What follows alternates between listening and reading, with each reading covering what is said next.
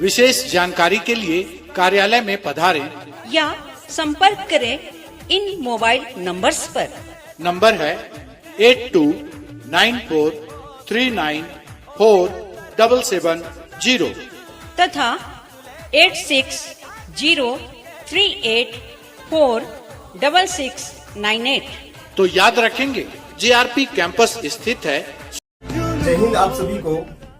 आज हमारे पास एक ऐसे विद्यार्थी मिलने आए हैं जिसने अपने लगन और मेहनत से सफलता हासिल की है। तो सबसे पहले आपको हार्दिक शुभकामनाएं SSC GD में सफलता पाने के लिए।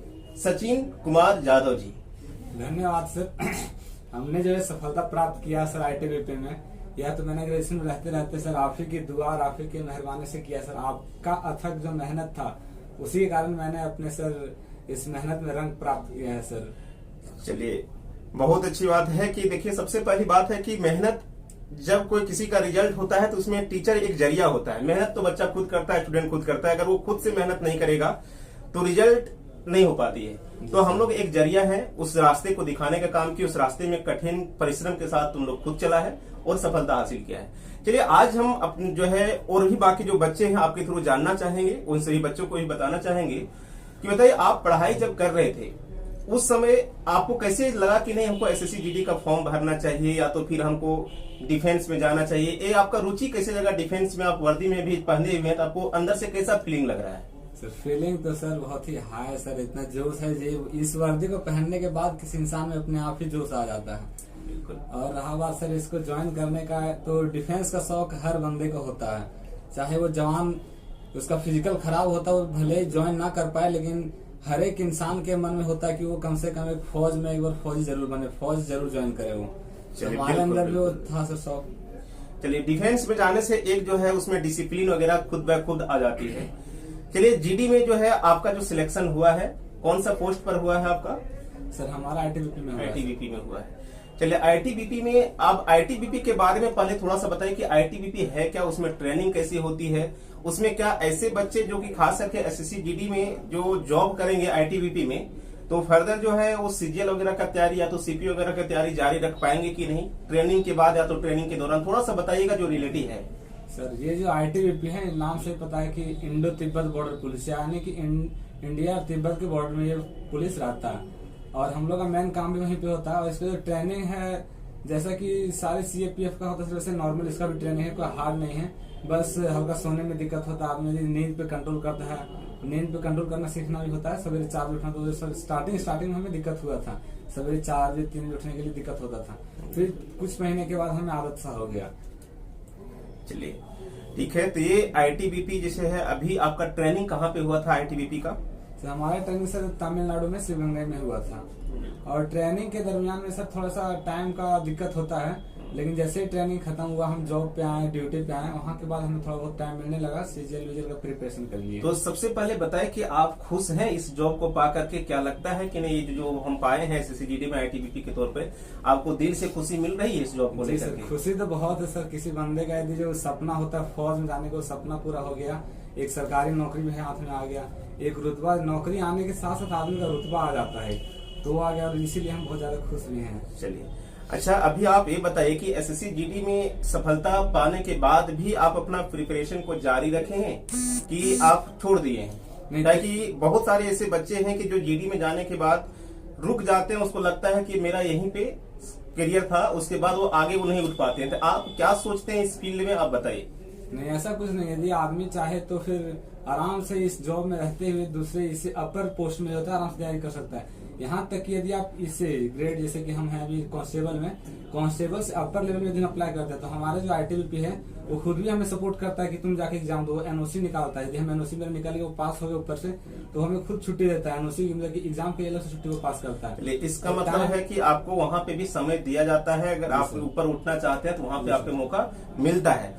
चलिए, आप सभी को भी ये जानना है कि अगर आप SSC GD में सिलेक्शन लेते हैं तो आप बिल्कुल ये नहीं सोचें कि हम GD में जाकर के वहीं पे रुक जाएंगे। अगर आपके अंदर जज्बा है, आपके अंदर जुनून है, तो वहां से भी ऊपर उठ करके आप CGL CPO जैसे या तो तमाम बाकी जितने भी जॉब है उसको आप क्रैक कर सकते हैं, जैसे कि आपने बताए।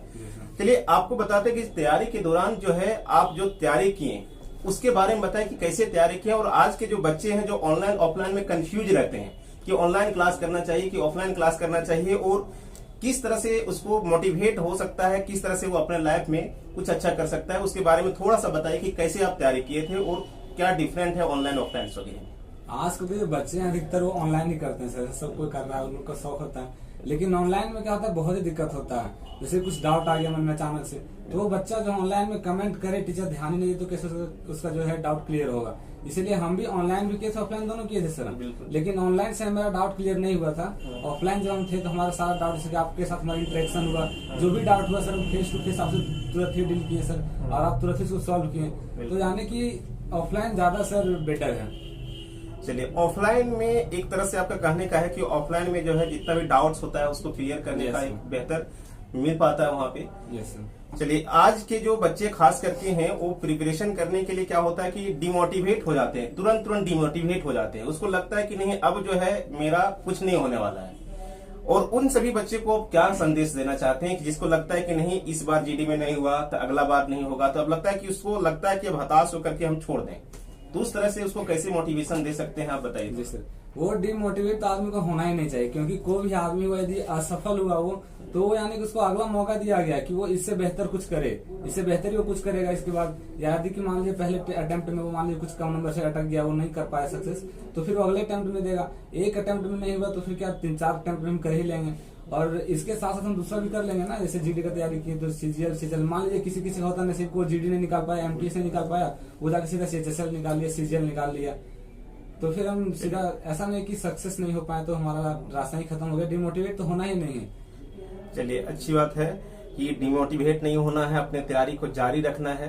कहावत भी है कि अगर कॉम्पिटिटिव एग्जाम्स में है तो आप जो है फील्ड छोड़ करके नहीं भागना चाहिए। जैसे 6 गेंद होता है एक जो है ओवर में, तो अंतिम गेंद भी अगर छक्का जा सकता है ना। तो देखिए, ध्यान दीजिएगा कि आपको जिसने बता रहे हैं कि आपको जो है डिमोटिवेट नहीं होना है, आपको तैयारी कंटिन्यू जारी रखना है। चलिए, हम जानने की कोशिश करते हैं इससे कि जब आप तैयारी कर रहे थे तो उस दौरान जो है आपको क्या क्या समस्याएं फेस करनी पड़ी और कैसे उससे आप निकले, क्योंकि हर स्टूडेंट में कुछ न कुछ दिक्कत होती है शुरुआत में। जब डिमोटिवेट हो जाते तो आप कैसे उसमें मोटिवेट हो पाते? जी सर, जैसा कि पहले हम ग्रेजुएशन और ये जॉब हम तो साथ ही में हुआ सर, तो दिक्कत थोड़ा टाइम बहुत का था हमको। लेकिन फिर ग्रेजुएशन से जैसे कॉलेज से आते थे, उसका ट्यूशन करते थे, वापस में आपके पास पढ़ते थे सर। तो 3-4 घंटे का मान लीजिए कि हम खुद से सेल्फ स्टडी करते थे, बाकी 1-2 घंटे का कोचिंग आपके पास कर लिया करते थे। तो वहां से आपके पास पढ़ के हम घर में रिविजन करते थे, उसको टाइम का मैनेज करते थे। फिर घर जाकर के क्या होता था, जैसे मेरे 3-4 चैप्टर आपके पास कम्प्लीट हो गया, 3-4 चैप्टर, तो फिर उसका टेस्ट सीरीज निकाल के लगाते थे। आपकी का जो एप्लीकेशन है सर जेआरपी कैंपस, उसमें था टेस्ट, तो उससे जैसे सारे टेस्ट मारते थे तो सारा जितना कि डाउट क्लियर हो जाता था। और रिवीजन भी साथ ही साथ हर एक चैप्टर का टेस्ट के थ्रू सारे चैप्टर का रिवीजन होते चलता था। बिल्कुल। चलिए, कहने का मतलब है कि अभी जो आप खास करके जितना भी तैयारी कर रहे हैं उसमें टेस्ट सीरीज, मॉक टेस्ट बहुत ज्यादा जरूरी है। हम बार बार बच्चे को बोलते हैं कि मॉक टेस्ट अगर आप नहीं दे रहे हैं, चाहे किसी भी कॉम्पिटिटिव एग्जाम की अगर आप तैयारी कर रहे हो, मॉक टेस्ट अगर आप नहीं दे रहे हैं तो आपका सिलेक्शन कभी 2 नंबर से, कभी 1 नंबर से, कभी आप क्वालिफाई ही नहीं कर पाएंगे, ये फिक्स होता है। मॉक टेस्ट लगाना बहुत जरूरी होता है। चलिए बताइएगा, आप जैसे तैयारी कर रहे थे उसमें से मैथ सेक्शंस और रीजनिंग सेक्शंस और जीएस, आपका हिंदी था कि इंग्लिश था, पहले ये बताइएगा। मेरा तो सर वैसे हिंदी ही था। अच्छा, चलिए, फर्स्ट अटेम्प्ट में आप जॉब लिए हैं कि सेकंड अटेम्प्ट में, कि कितना अटेम्प्ट में लिए? ये मेरा सेकंड अटेम्प्ट था। फर्स्ट अटेम्प्ट में जैसे कि था कि हम मेरिट से बाहर हो गए थे, मेरा वही था 1 नंबर से मेरिट से बाहर हो गए थे। लेकिन सेकंड अटेम्प्ट हुआ तो मेरा उसमें काफी बढ़िया रहा और उसमें मेरा आईटीबीपी में सिलेक्शन। चलिए, फर्स्ट अटेम्प्ट में आप बाहर हुए थे, उसका रीजन क्या था कि कैसे बाहर हो गए थे? वो रियली जो जेन्युइन होता है वो बताना, कि बहुत सारे बच्चे जो होता है फर्स्ट अटेम्प्ट में बाहर होते हैं, उसके बाद जो है डिमोटिवेट हो जाते हैं। फर्स्ट अटेम्प्ट में क्यों बाहर हो गए थे, उसका क्या रीजन था? मेन रीजन मेरा उसमें यही था सर, जैसे कि हम क्लास में तो पढ़ते थे, घर जाके पढ़ते थे, टेस्ट सीरीज मेरा छूटता था, उसमें बराबर टेस्ट सीरीज मारते नहीं थे, बिना टेस्ट सीरीज मारे चले गए थे टेस्ट वहाँ पे एग्जाम देने के लिए। और बस जो हम आपके पास पढ़ते थे वही भरोसे थे, घर में पढ़ते ही नहीं थे। अब यदि शिक्षक तो हमको गाइड कर रहे हैं, लेकिन हम खुद ही घर में नहीं पढ़ेंगे तो कैसे होगा? बिल्कुल, तो हाँ। सबसे बड़ा गलती था मॉक टेस्ट नहीं लगाना। मॉक टेस्ट नहीं लगाने से आपका जो है, हम बार बार अभी जो बोले कि आपका रिजल्ट में रुकावट आ सकती है। और जैसे कि आपको अभी बताना है कि जैसे आप तैयारी किए तो उसमें मैथ्स, आप सिंपल पहले ये बताइए कि 10th में आपका मैथ में कितना स्कोर था? 10th मेरा था सर 89 नंबर। 89 नंबर, चलिए गुड। और 12th क्या था, साइंस था कि आर्ट्स? 12th साइंस था। और ग्रेजुएशन? ग्रेजुएशन मैथ्स ऑनर्स था। Maths honours. अच्छा चलिए, क्योंकि हम इसीलिए पूछ रहे हैं कि बहुत सारे बच्चे जब देख रहे होंगे तो उसको लगता होगा अच्छा साइंस का स्टूडेंट था इसीलिए सिलेक्शन हो गया, आर्ट्स वाले का लगता होगा कि नहीं हमको दिक्कत होता है वो साइंस वाले आंसर इसलिए सिलेक्शन हो गया। तो बताइए उस बच्चे के लिए जो उसने आर्ट्स लेकर के पढ़ रहे हैं, इंटर में भी जिसका आर्ट्स है, क्या उसका सिलेक्शन पॉसिबल है एसएससी जीडी में? क्योंकि उसका मैथ्स थोड़ा सा वीक हो जाता है, क्योंकि उसका रिवीजन नहीं हो पाता है। तो वैसे बच्चे को क्या लगता है कि वो सब सिलेक्शन लेते हैं कि नहीं? Yes, आपके बैच में बहुत सारे ऐसे स्टूडेंट होंगे जो वहां पे आप गए होंगे ट्रेनिंग में, तो क्या वहां पे सारे स्टूडेंट साइंस बैकग्राउंड के ही थे कि आर्ट्स बैकग्राउंड के भी थे? ना सर, वहाँ पे तो अधिकतर देखा जाए तो आर्ट्स और कॉमर्स के ही थे, क्योंकि आर्ट्स और कॉमर्स वाले क्या होता है ना कि उन लोग का जो जनरल साइंस जनरल नॉलेज होता है वो काफी ज्यादा अच्छा होता है, हिस्ट्री सिविक्स उन लोग का बढ़िया होता है। 10th तक तो मैं सभी का रहता है सर, तो मैं तो लगभग हर बंदे का उतना रहता है, लेकिन जिसका हिस्ट्री सिविक्स ये ज्योग्राफी मजबूत हो गया ना उसको एक अलग से बोनस पॉइंट मिल जाता है। हर एक बंदे का हिस्ट्री सिविक्स बढ़िया नहीं रहता है। यदि कोई आर्ट्स वाले है तो उनके लिए जनरल कॉम्पिटिशन बहुत ही ईजी हो जाता है। और हम मैथ्स ऑनर्स रखते हुए भी इतना कुछ किए, मेरा जनरल साइंस बहुत ही खराब था, लेकिन बोले ना मैथ्स जो था वही थोड़ा सा बचा लिया, नहीं तो। चलिए, जैसे कि आप जो है जेआरपी कैंपस में क्लास किए थे, जैसे कि आप लोग बता रहे हैं, तो बताइए जेआरपी कैंपस में कहाँ क्लास किए थे? जैसे कि हमने अपने पहले तो हम रांची में पढ़ाते थे, कुछ दिन हम गिरिडीह भी चल गए थे, अभी फिलहाल हजारीबाग में हैं। तो दर्शक जानना चाहते हैं कि बताइए कि जो भी स्टूडेंट है वो जानना चाहिए कहाँ पे क्लास किए थे और किस सेशन में क्लास किए थे, कौन से बैच था आपका और टाइमिंग क्या था क्लासेस का? हमारा सर हम 2023 में सर आपके पास कोचिंग करते थे, वो भी रांची में करते थे। पहले सर का कोचिंग रांची में था, तो फिर हम वहीं पे 2023 में करते थे कोचिंग आपके पास। तो मेरा टाइमिंग था वहाँ पे शाम को 3 से लेकर के 5 बजे तक। उस टाइम में मेरा तैयारी होता था आपके पास, मैथ्स और रीजनिंग चलता था। आपके बैच में बहुत सारे स्टूडेंट पढ़ते थे, उसमें से आपको कितना जानते हैं अपने फ्रेंड सर्कल में जिसका सिलेक्शन हुआ है? हमारे साथ वाले में सर लगभग 20 या 25 बंदे में से 18-19 तो जॉब ले ली, जिसमें से आईटीबीपी में 3-4 थे, तो छुट्टी में आ नहीं पाए, तो वहाँ पे प्रेजेंट नहीं हो पाए। हम अकेले थे तो भी आ गए, बाकी सर सीआरपीएफ, बीएसएफ और फिर सीआईएसएफ में भी हुआ सर, लेकिन उन लोग का छुट्टी नहीं हुआ तो लोग आ नहीं पाए, या फिर तो शायद याद नहीं रखेंगे। और हमारे साथ में 3-4 बंदे और भी थे, आना चाह रहे थे, लेकिन हम अकेले भी हमको छुट्टी मिला सर, उन लोग को छुट्टी नहीं मिला तो नहीं आ पाए सर। चलिए, आप खास करके बताइए कि अभी आप जो तैयारी कर रहे हैं, अभी आप किस एग्जाम का खास करके अभी आपका टारगेट यही आईटीबीपी है कि अभी भी आप कुछ एग्जाम का टारगेट किए हुए कि हमको इस एग्जाम को भी निकालना है? नहीं, अब हमारा टारगेट जो है सर, अभी तो स्टार्टिंग तो सीजीएल से किए थे, लेकिन अभी एनटीपीसी का ज्यादा टारगेट नहीं किए हुए हैं सर, अभी एनटीपीसी पे ध्यान दिए हुए हैं हम। जीडी पे सर एक कांस्टेबल पे उतना सही नहीं है, पहले एनटीपीसी पे जाएंगे, फिर या तो फिर 3 साल के बाद। इसमें क्या होता है, 3 साल के बाद हम लोग का होता है डिपार्टमेंटल एग्जाम, तो डिपार्टमेंटल के लिए 3 साल वेट करना पड़ेगा हमको सर, तो उससे पहले यदि एनटीपीसी निकलता तो इससे में हम चले जाएंगे सर। चलिए, जैसे कि अभी एसएससी जीडी का एग्जाम चल रहा है, पता होगा कि आप भूल गए? नहीं सर, पता है, अभी एसएससी जीडी का एग्जाम चल रहा है। उन सभी बच्चे को क्या संदेश देना चाहेंगे जिसने एग्जाम्स दे करके निकले हैं, या तो एग्जाम्स देने जा रहे हैं, या तो फिर उसका एग्जाम्स 1-2 दिन के बाद है? तो बहुत सारे बच्चे ऐसे होते हैं कि एग्जाम्स में बहुत सारे डर जाते हैं, इस वजह से भी उसका एग्जाम खराब हो जाता है। तो उन सभी बच्चे को क्या बोलना चाहेंगे, क्या संदेश देना चाहेंगे कि किस तरह से डर उसको अब खत्म हो सके?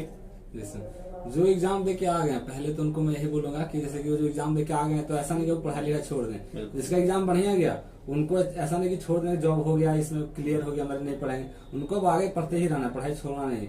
और जिसका एग्जाम खराब गया सर, तो मान लीजिए खराब चला तो ये खराब गया ना, बाकी दूसरा एग्जाम वो बढ़िया कर सकते हैं, उनके लिए उसको पढ़ाई लागू जारी रखना है। और जो एग्जाम देने जा रहे हैं, मान लीजिए कि उसको डर है, बहुत को होता है कि अंदर से डर होता है एग्जाम कैसे जाएगा, कहीं पर ऐसा वैसा हो जाएगा, कुछ गलत मार देंगे, तो ऐसा कुछ ना, जाना है एकदम फ्रीली माइंडेड जाना है, टेस्ट देना है, एग्जाम देना है। जैसे घर में बैठ के टेस्ट मारते हैं जिस हिसाब से, जैसा मेंटेलिटी है वैसे हमको जाके एग्जाम भी देना, वही सोच से कि हम घर में टेस्ट मार रहे हैं, एकदम आराम से बेफिक्र हो, कोई टेंशन नहीं। या तो एग्जाम खराब हुआ है तो बढ़िया 2 चीज होगा, यदि बढ़िया गया तो ठीक है जॉब लग गया, खराब हुआ तो हम अगले दूसरे एग्जाम के लिए प्रिपेयर है बैठे हुए। जी सर। चलिए, आप लास्ट में आपसे जो पूछना चाह रहे हैं कि आपको जेआरपी कैंपस कितना हेल्पफुल रहा आपके जॉब लेने के करियर के दौरान, यानी कि प्रिपरेशन के दौरान, बताइए। जो है बहुत सारे स्टूडेंट्स हैं जो खास करके जानना चाहते हैं, और खास करके जेआरपी कैंपस के भी बारे में बताइए कि जेआरपी कैंपस को आप कैसे ज्वाइन किए, कैसे पता चला जेआरपी कैंपस के बारे में।